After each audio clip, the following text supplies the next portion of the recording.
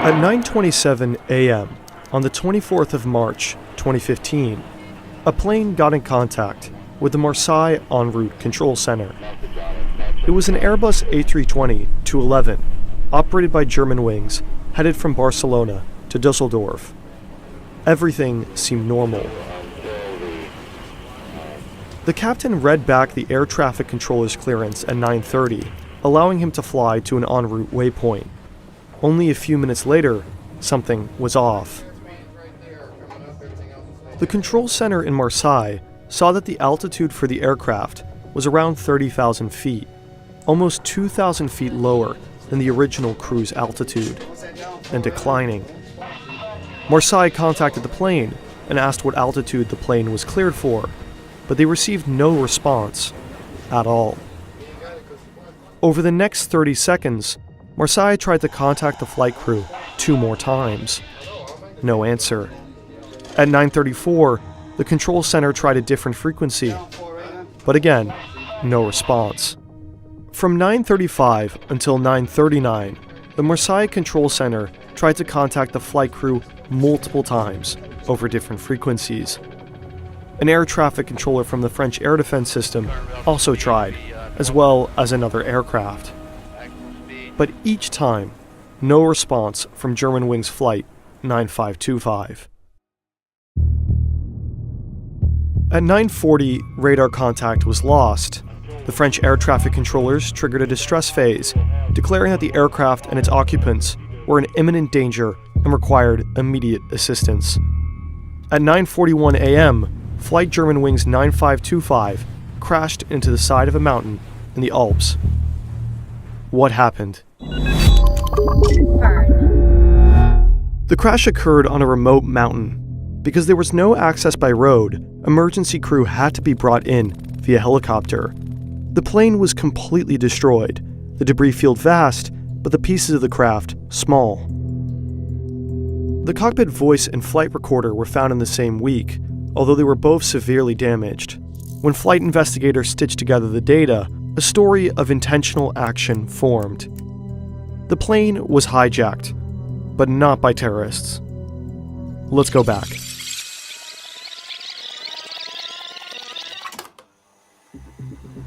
After the aircraft leveled off at its cruise altitude, the captain left the cockpit to go to the bathroom at 9:30.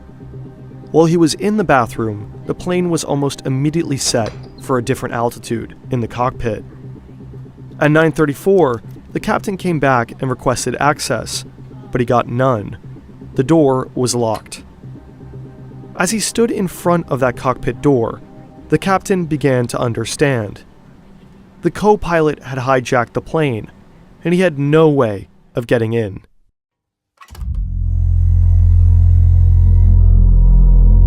After 2001, cockpits were changed in order to protect those flying the plane from potential hijackers.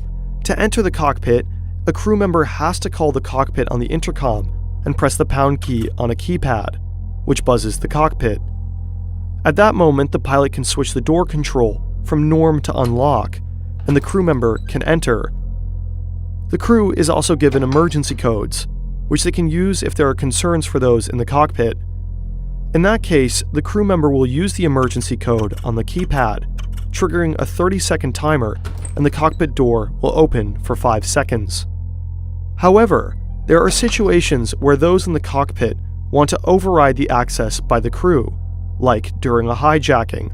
In that situation, the pilots can switch the door control to lock, overriding all emergency access. And it's that mechanism that the co-pilot used to permanently lock access to the cockpit while the plane began to descend. The captain was locked out of the cockpit without any control. At 9:39, the cockpit voice recorder picked up violent blows on the cockpit door. The captain had repeatedly tried breaking in to gain access, but the cockpit door was reinforced. Made to withstand armed hijackers, the captain stood little chance. In the last minutes, the passengers, crew, and captain all knew that the plane was going down. No one survived the crash. 144 passengers, 4 cabin crew, and the captain and co-pilot died. Amongst the passengers was an entire school class, returning from a field trip to Spain. The captain, Patrick Sondenheimer, was a 34-year-old father of 2. In the aftermath, his wife set up a foundation in his name, intended to help children and young people handle grief and crisis. He had thousands of total flight hours, and his last moments were dedicated to trying to save the plane and passengers.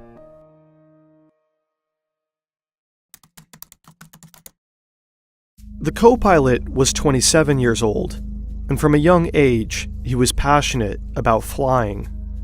His bedroom had posters of Airbus, Boeing, and Lufthansa, and he'd become an expert glider pilot as a child. He joined Lufthansa's flight academy straight out of school, but only a few months into the program, he stopped. He was suffering from a deep depressive episode, treated with antidepressants, and spent multiple months in the care of a psychiatrist. Eventually, he received a medical recommendation declaring that he was in remission. After a few months, his student pilot license and fit-to-fly medical certificate were restored.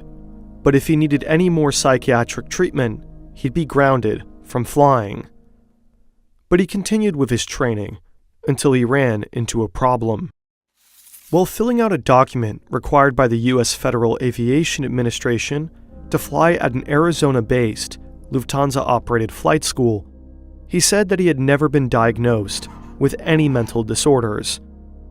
This was a lie, and he got caught. Lying on an FAA application can lead to a jail offense or the end of a flying career. But the FAA gave him a second chance. He admitted to depression and was accepted to go to Arizona. In 2013, he joined Germanwings, a low-budget airline owned by Lufthansa. And a year later, his depression returned.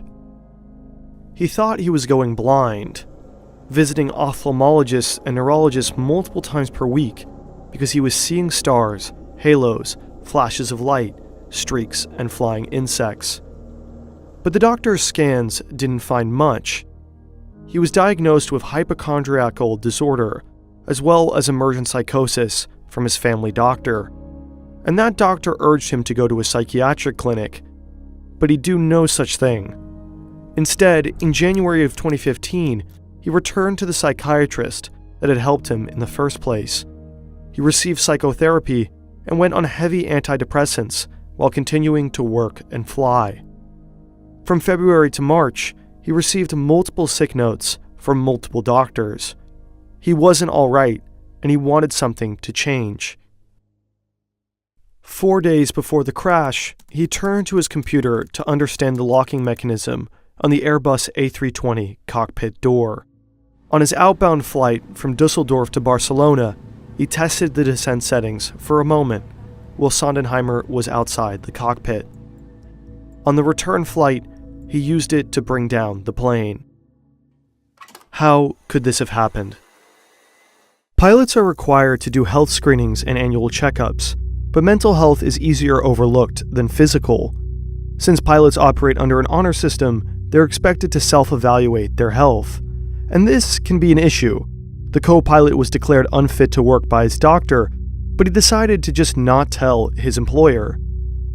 But if someone like him is a risk to public safety, a doctor can break doctor-patient confidentiality and report him to authorities.